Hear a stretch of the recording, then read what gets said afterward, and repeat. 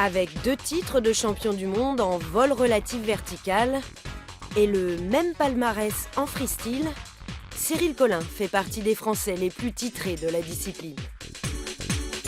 S'il a aujourd'hui raccroché le parachute en compétition depuis 6 ans, ses enfants ont largement eu le temps d'attraper le virus. Ah, là, Bah tu vois, mal, il était top. Hein. Le rétablissement il est un peu dur, mais ça va. Non, il est bien. Se jeter dans le vide à 4000 mètres ne pose pas plus de problèmes à Lucas et Léa que de prendre leur vélo ou jouer au ballon. Quand on a un papa qui est champion du monde, c'est difficile de ne pas faire une discipline. Comme un fils qui a son papa qui fait du foot, ça touche toute la famille, on va dire. Et c'est sûr que le voir en faire, bah, ça a pu que nous aider à y aller, quoi. En même temps, on avait la facilité de tout connaître, d'être déjà sur le terrain. Donc au final, l'adrénaline avec l'extrême plus notre papa, c'était le combo parfait.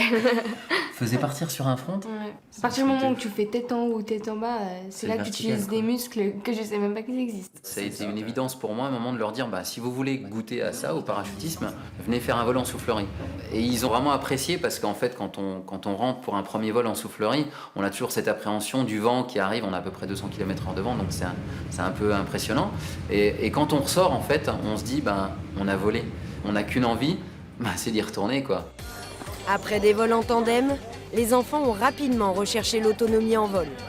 Sauter seul et gérer soi-même l'ouverture de son parachute est possible après une semaine de formation PAC, la progression accompagnée en chute.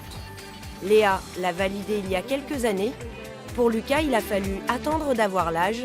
C'est chose faite depuis le mois dernier. Du haut de ses 15 ans, il est aujourd'hui le plus jeune parachutiste de France. Là, ton repère, ça va être le soleil. Donc là, tu dois être ou face au soleil légèrement sur ta droite, ou alors le soleil doit être derrière toi à gauche. Lucas a ce plus, il a 20 heures de soufflerie. 1 heure de soufflerie représente à peu près 70 sauts d'avion à plat. Donc vous voyez un petit peu le volume qu'il a déjà de sauts avant d'avoir fait le premier saut d'avion. D'accord ? C'est un prodige. Donc en fait, on lui dit un truc, il le fait. Voilà, ça c'est super facile. La PAC, c'était un régal. Lucas a désormais 12 sauts en solo à son actif et même s'il a un énorme potentiel, le jeune homme garde toujours les 2 pieds sur terre. On a toujours une petite appréhension parce que c'est sûr qu'il faut toujours réussir à faire le meilleur saut qu'on peut. Et donc c'est pour ça qu'on fait un briefing. Alors ça c'était le coq de mon père quand il était en équipe de France 1. Je l'ai tout le temps dans mon sac, quoi. C'est mon petit porte-bonheur. Aujourd'hui, les conditions météo sont idéales. Dans leur club, installé sur l'ancienne base aérienne de Longwy, le père et le fils profitent de l'avion qui emmène les baptêmes en parachute pour se faire une petite session et tenter d'enchaîner quelques figures.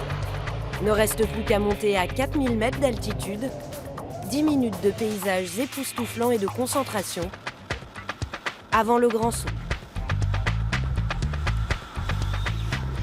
40 secondes de pure sensation pour défier l'apesanteur et enchaîner les acrobaties.